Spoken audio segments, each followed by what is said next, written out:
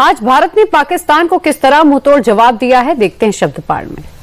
सेना प्रमुख जनरल उपेंद्र द्विवेदी ने पाकिस्तान को कड़ी चेतावनी देते हुए कहा कि अगर उसे नक्शे पर अपनी जगह बनाए रखनी है तो आतंकवाद का समर्थन करना बंद करना होगा। उन्होंने कहा कि अगर पाकिस्तान नहीं सुधरा तो ऑपरेशन सिंदूर पार्ट 2 होगा और इस बार भारत की सेनाएं संयम से काम नहीं लेंगी। पाकिस्तान पर ऐसा अटैक करेंगे कि पाकिस्तान का भूगोल इतिहास बदल जाएगा। ये मैं आपको बताना चाहता हूं कि इस बार भारत देश पूरी तैयारी के साथ है और इस बार वो संयम नहीं रखेगा जो सिंदूर 1.0 में हमने संयम रखा था। इस बार हम आगे की कार्रवाई करेंगे और कुछ ऐसी कार्रवाई करेंगे कि हो सकता है पाकिस्तान को सोचना पड़े कि उसे इतिहास में भूगोल में रहना है कि नहीं रहना है। अगर उसे भूगोल में अपनी जगह बनानी है तो उसके लिए उसे जो स्टेट स्पॉन्सर टेररिज्म जिसको हम बोलते हैं, यानी कि उसका देश जो टेररिज्म को स्पॉन्सर कर रहा है उसे रोकना पड़ेगा।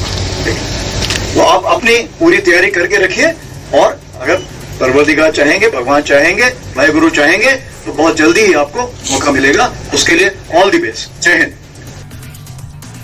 Air chief marshal AP Singh ने भी पाकिस्तान को कड़ी चेतावनी दी। एयर चीफ ने कहा कि ऑपरेशन सिंदूर के दौरान भारत ने पाकिस्तान के F-16, JF-17 जैसे 5-6 मॉडर्न फाइटर जेट्स को मार गिराया। एपी सिंह ने कहा कि ऑपरेशन सिंदूर के दौरान हमने पाकिस्तान में 300 किलोमीटर अंदर तक हमले किए। पाकिस्तान की गड़बड़ी की तो उसका कोई कोना नहीं बचेगा। ये जो उन्होंने अपने ठिकाने चेंज किया, ऑब्वियसली वो तो एक्सपेक्टेड था कि अगर उनको हम कहीं पे जाके मारेंगे तो उनको अपनी जगह बदलनी पड़ेगी, क्योंकि उनको पता चल गया कि ये तो एक्सपोज हो गया है। सो हमें भी ऐसी खबर आ रही है कि उनके ठिकाने चेंज हो रहे हैं। एंड ये भी खबर आ रही है अभी वो बड़े बड़े स्ट्रक्चर की जगह शायद छोटे स्ट्रक्चर बनाएंगे, जो भी करेंगे ताकि वो अच्छी तरह मर्ज हो सके।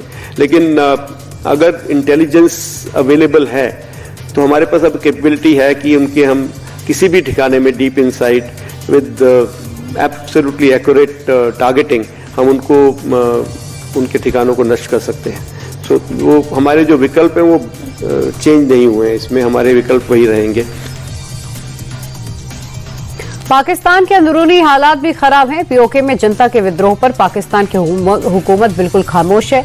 भारतीय विदेश मंत्रालय के प्रवक्ता रणधीर जायसवाल ने कहा कि पीओके से जो तस्वीरें आ रही हैं उससे आजाद कश्मीर वाला पाकिस्तान का झूठ एक्सपोज हुआ है। पाकिस्तान वहां की जनता को अपने जुल्म का शिकार बना रहा और इसीलिए अब पीओके की जनता पाकिस्तान के खिलाफ सड़क पर आ गई।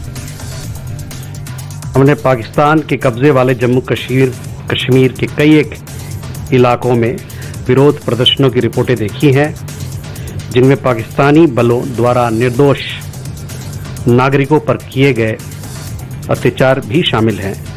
हमारा मानना है कि पाकिस्तान के दमनकारी रवैये और इन क्षेत्रों से संसाधनों की संगठित लूट का स्वाभाविक नतीजा है और इन क्षेत्रों पर उसका जबरन और अवैध कब्जा अभी भी बना हुआ है। पाकिस्तान को अपने भयानक मानवाधिकार उल्लंघनों के लिए जवाबदेह ठहराना जाना चाहिए।